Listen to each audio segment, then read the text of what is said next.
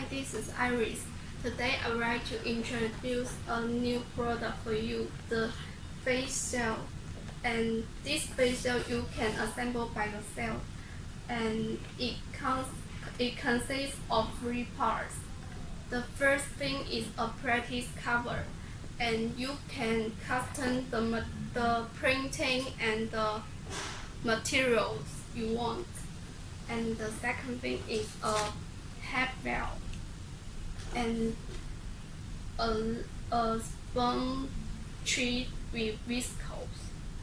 Now I will show you how to complete the face shield. And first thing, you need to tear down the plastic foam on this cover. And second, you need to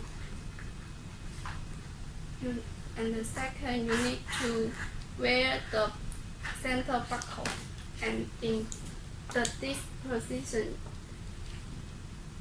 has a buckle to lock the belt.